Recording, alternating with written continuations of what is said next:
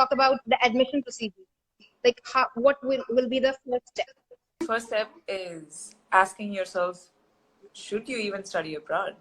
Sometimes we tend to think that a path is right for us not because we think it's right for us, but because our parents think so, our friends think so, or the society has imprinted this idea that anyone who wants to say earn six-figure salary, one of the best ways to do that is to go abroad, study there, and then do it. And that's not wrong. It is right for many people who come here. However, at the same time, studying abroad also takes a lot out of you as much as it gives you. You have to pay. I think on average, you would end up paying upwards of 50 lakhs for an entire master's degree, including tuition, fees, living expenses, travel, and so on. Which is 50 lakhs. I'm just saying on average, it could be 50 lakhs. In my case, it was a lot higher than that because of my university specifically. So I'm just saying that it takes a lot out of you monetarily. There is the opportunity cost where you would not be earning for 2 years. And even you could take part-time jobs and teaching assistantships, but still, it's not going to compare to the amount of money that you would otherwise be earning in India.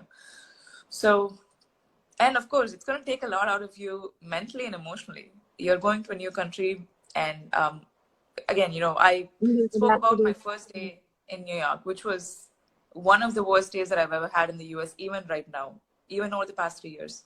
So, given all of this that you're giving up in your life in exchange for a lot of wonderful things, still, I just think that the decision should be made by you with input from everyone else, but really made by you and no one else. So that's the first step, I would say. The next question would be that, are there any scholarships for students who's actually willing to go to the US to study? What is it about the scholarships? And if there is any possibility for a full scholarship? Yeah, all that. So there is no one response to that question, because the shorter answer is yes, there are many scholarships, but there are many caveats to that answer as well. In my case, I targeted scholarships in India, not in the US. I applied for a few scholarships in the US, but in my case, Columbia did not give us any scholarship. So I had to hunt for scholarships outside my university.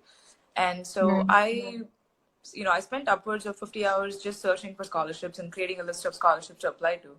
And then I spent more time applying to all of them. So you started researching about these scholarships, like how long before you actually apply to those groups? I believe I began researching in January. So I wanted to go for fall 2017.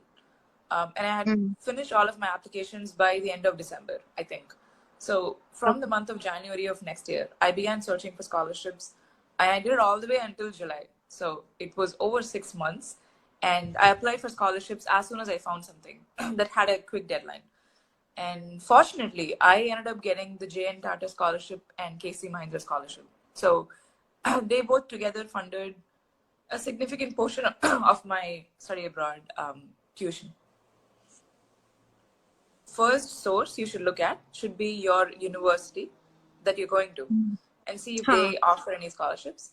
And if that is not possible, then you look for all of these organizations in India, all of these philanthropic organizations like J.N. Tata that give you scholarship. And if that doesn't work out as well, again, very few percentage of people actually get a scholarship. It's not a lot. And because of COVID, it has gone down even further, since many organizations they don't have enough fund to even give a scholarship right now.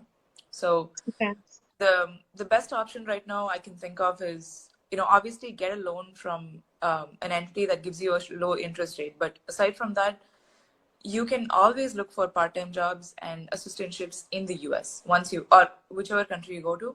Once you come here, you can start looking for them. But depending solely on that will not be, I mean, like we have, I have heard from somewhere that we have to actually show our bank balance and stuff before even, starting to apply. So is that the same? That was in the case of UK, I guess. So is it the same over US as well? So the question is, do we need to show proof even before applying? Is that the question? Yeah. No. You only show proof in your visa interview after you get an admit. When you're applying to university, it just costs you about $50 for the application. That's all you need to pay. They don't care if you can afford it or not. And how is it studying, like in a different country for an Indian student, especially? Like, is there any racism and all of that thing, or is it like a free place? Um, I will speak from my experience. So all of these questions are great questions, but anyone who's watching, they should understand that every year, about 200,000 Indians leave India to go study abroad. So everyone has their own experience, and then what you hear in the media is probably one person's experience, or maybe an average of 10 people's experiences. So just understand that it's not the norm. It's not the mainstream idea of what it feels like. From in my experience, I did not face any sort of racism to I mean, maybe in a very mild fashion, in the sense that I do remember once I was walking down this street in New York, and someone said something offensive, but it's such a temporary thing that you don't really think of it as you don't really get affected by it. So it was just a comment that they made, and I just walked off. I didn't really think too much into it.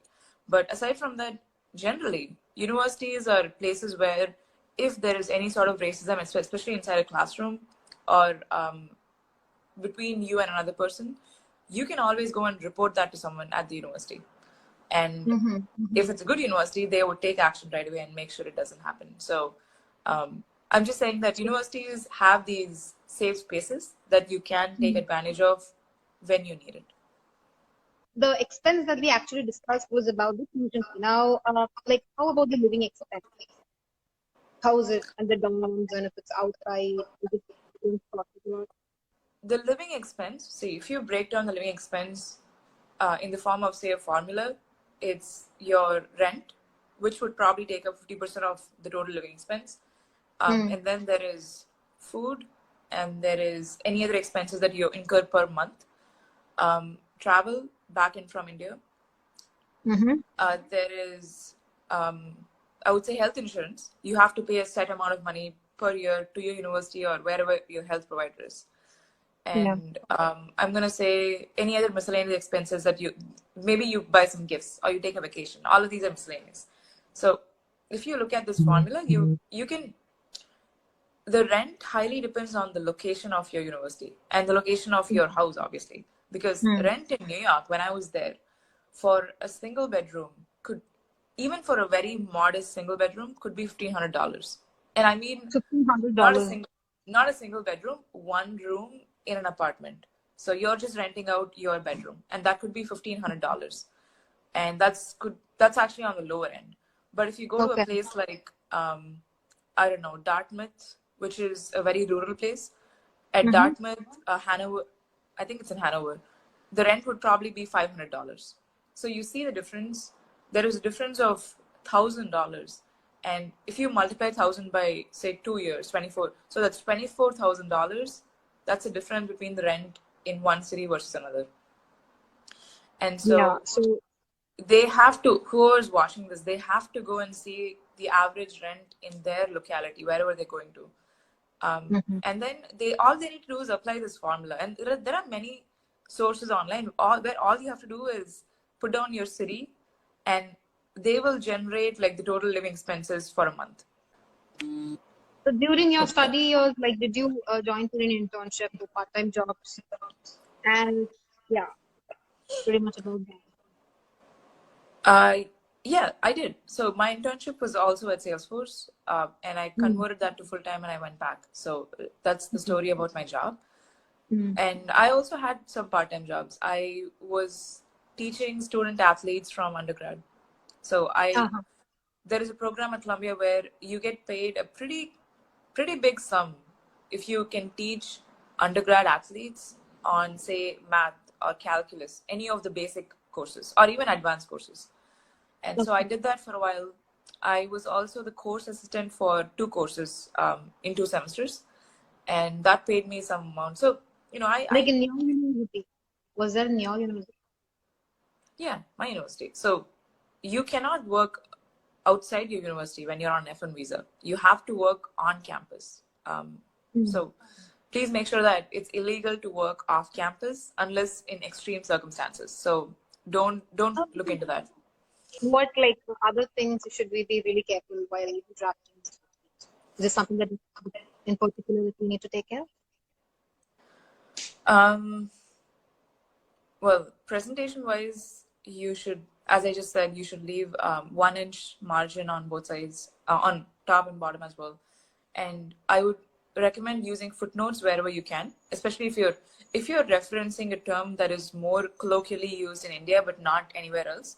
Always add a footnote that explains what that means.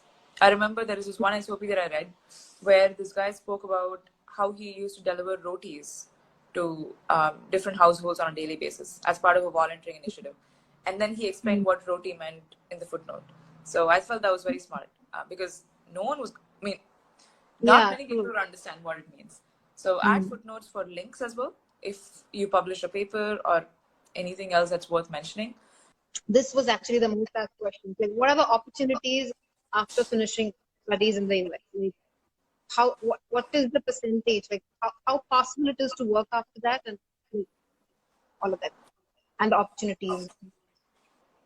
No, everyone cannot expect to have a job. There are many factors into place such that. So first of all, you have to get the job, and then you have to get your H-1B. So I'm not trying to ward people off from applying to the US. I'm just stating these things so you know these things in advance, and you don't come here thinking that everything is set for you and it's going to be a smooth sailing. But I think getting an internship in the US was one of the hardest things that I've done in my life. So it requires persistence, hard work, perseverance. How long did it take for you to land up in your first internship? Well, it took me 8 months of applying and interviewing to eventually get the job. So most people get their internship in the months of March or April of the year of the internship.